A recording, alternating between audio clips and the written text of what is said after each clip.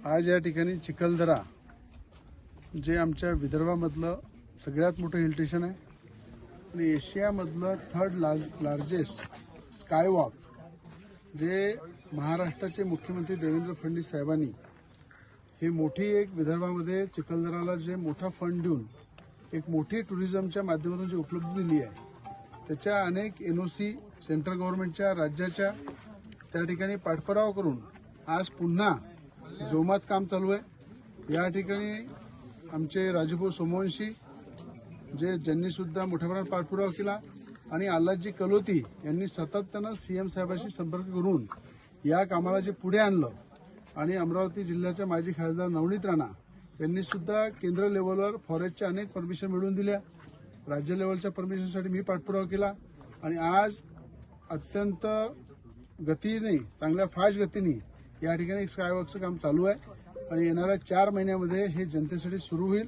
आणि मला विश्वास आहे येणारी नगरपालिका जी आहे त्या ठिकाणी मुख्यमंत्र्यांच्या विचाराची ज्या ठिकाणी भाजपचं पूर्ण पॅनल हे खऱ्या अर्थानं बहुमताने निवडून येईल आणि हे भाजपचं पॅनल येणं मुख्यमंत्र्यांची ताकद वाढवणे आणि मुख्यमंत्र्यांचं लक्ष वेधण्यासाठी चिखलदऱ्याच्या विकासासाठी हे भाजपचं पूर्ण पॅनल संपूर्ण चिखलदऱ्याच्या जनतेने निवडून दिलं पाहिजे।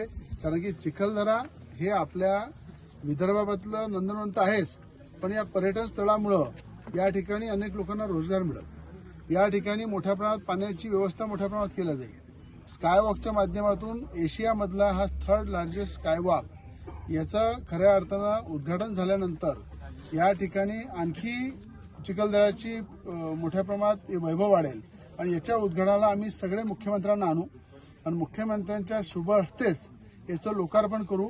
नवीन नगरपालिकेच्या माध्यमातून राजूभाऊ सोमवंशी हे नगराध्यक्ष बनतील आणि या ठिकाणी आमचे आल्हादभाऊ कलोती उपाध्यक्ष बनतील। यांच्या नेतृत्वामध्ये सीएमच्या उपस्थितीत याचं उद्घाटन करू। म्हणून सगळ्यांना हात जोडून विनंती करतो की चिखलदऱ्याच्या विकासासाठी एक मताने कमळाला मतदान करा आणि ताकदीने निवडून द्या।